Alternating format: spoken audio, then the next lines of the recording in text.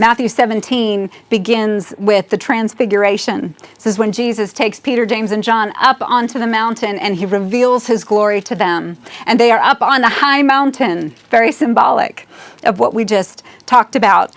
And so they come down from this time on the mountain and they encounter a distraught father. We're going to start reading in verse 14. It says, when they came to the crowd, a man came up to him and kneeling before him said, Lord, have mercy on my son, for he is an epileptic and he suffers terribly. For often he falls into the fire and often into the water. And I brought him to your disciples and they could not heal him. And Jesus answered, O faithless and twisted generation, how long am I to be with you? How long am I to bear with you? Bring him here to me. And Jesus rebuked the demon, and it came out of him, and the boy was healed instantly. And then the disciples came to Jesus privately and said, why could we not cast it out?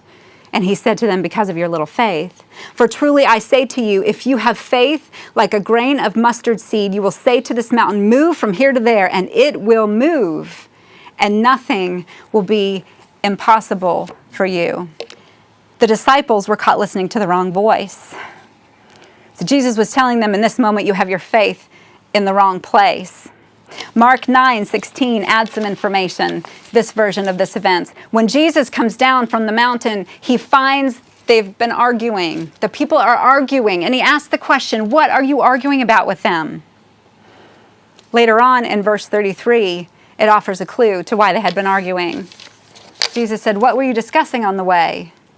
But the disciples kept silent. For on the way they had argued with one another about who was the greatest. Can you picture it? The rest of the disciples are left down here while Peter, James, and John get to go up on the mountain. The flesh starts stirring. Another authority starts rising in their hearts, maybe a little jealousy. Why was I not chosen?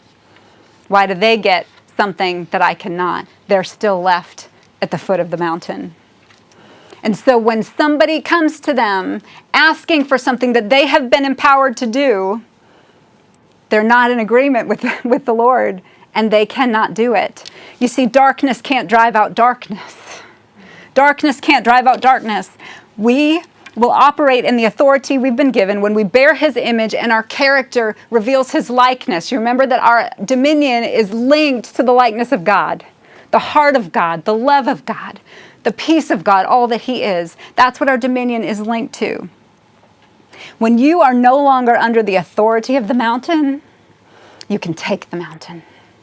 You can take the mountain. But as long as that authority is still having a place of power in our heart, we will not be able to cast it out because we are submitting to it.